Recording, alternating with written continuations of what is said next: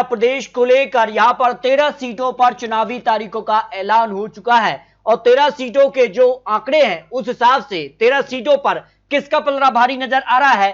13 सीटों पर अपने अपने जीत के दावे सामने आ रहे हैं, लेकिन लोकसभा चुनाव से पहले इन 13 सीटें एमएलसी के लिए महत्वपूर्ण मानी जा रही हैं और जो चुनावी तारीखों का ऐलान हुआ है उसके बाद जो आंकड़े हैं वो किसके पक्ष में जाते नजर आ रहे हैं, इसको लेकर महत्वपूर्ण आंकड़े। लेकिन उत्तर प्रदेश में एमएलसी चुनाव को लेकर तारीखों का ऐलान हो चुका है और जिस कारण से यहां पर माना जा रहा है कि लोकसभा चुनाव से पहले इन 13 जो एमएलसी चुनाव हैं वो सेमीफाइनल की तरह देखे जा रहे हैं और इस पर किसका पलड़ा भारी है, आंकड़ों के हिसाब से किसके खाते में कितनी सीटें जा सकती हैं, इसको लेकर महत्वपूर्ण आंकड़े सामने आ रहे हैं। लेकिन आपको बता दें कि यहां पर 21 मार्च को यहां पर जो है 13 सीटों के एमएलसी चुनाव पर वोटिंग होगी और उसी दिन नतीजे सामने आ जाएंगे। तो एमएलसी चुनाव को लेकर क्या आंकड़ा बन सकता है और लोकसभा चुनाव पर इसका कितना असर देखने को मिलेगा, इसके भी महत्वपूर्ण आंकड़े हैं, क्योंकि इस बार 80 सीटों का टारगेट भारतीय जनता पार्टी ने उत्तर प्रदेश में तय किया है। लेकिन किसके खाते में कितनी सीटें जाएंगी,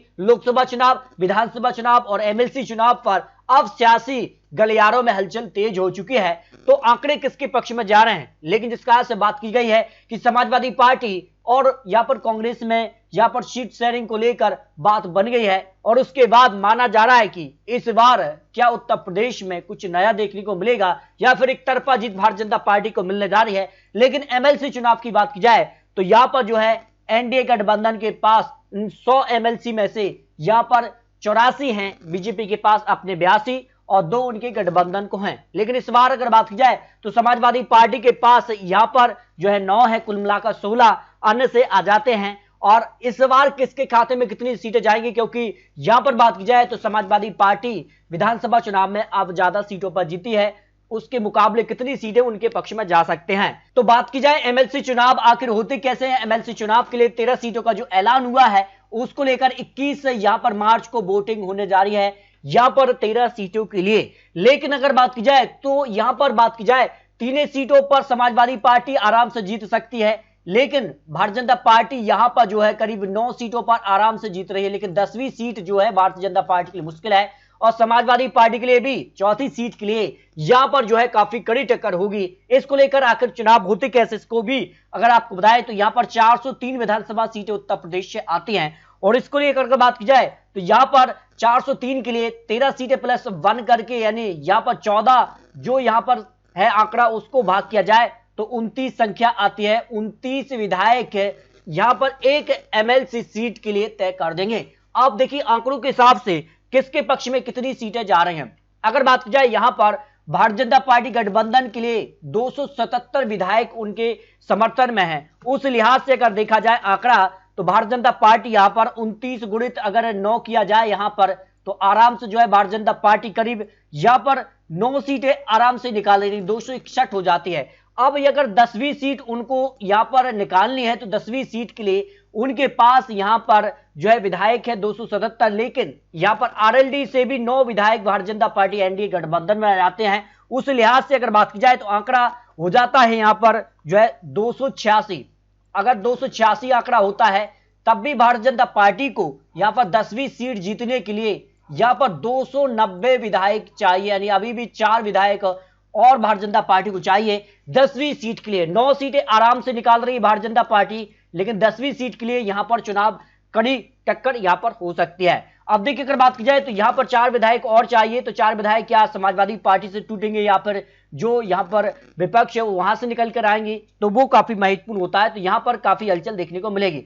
लेकिन समाजवादी पार्टी की बात की जाए तो यहां पर उनके गठबंधन को 117 है, लेकिन उनमें से अगर बात की जाए तो आरएलडी के 9 निकल गए, तो अब यहां पर जो आंकड़ा बचता है वो है उनके पास 108।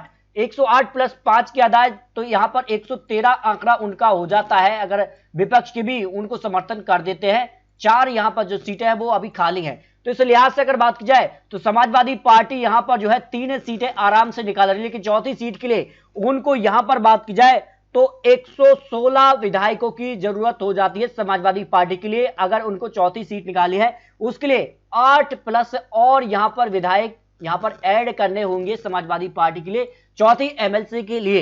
तो यहां पर अगर बात की जाए तो इसका से यहां पर भाजपा की जो सीटें हैं वो 1 सीट समाजवादी पार्टी की खाली हुई है, एक सीट बसपा और अपना दल भारतीय जनता पार्टी के साथ ही गठबंधन में है।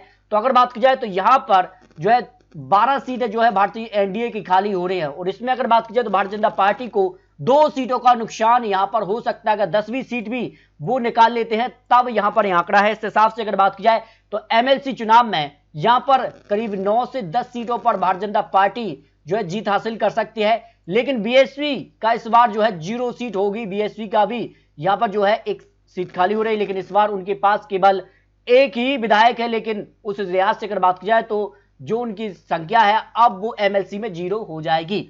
जबकि अगर बात की जाए समाजवादी पार्टी को यहां पर जो है एक सीट के मुकाबले यहां पर 3 से 4 सीट उनके पक्ष में जा सकती है, जो उत्तर प्रदेश को लेकर एमएलसी का गणित सामने आ रहा है। फिर भी आपको बता दें ये तो चुनावी आंकड़े, चुनावी जो है विश्लेषण है। आपको क्या लगता है उत्तर प्रदेश को लेकर, क्योंकि उत्तर प्रदेश के यहां पर राज्यसभा चुनाव की भी 10 सीटों पर वोटिंग यहां पर 27 फरवरी को होने जा रही है, तो वो भी काफी महत्वपूर्ण हो जाता है।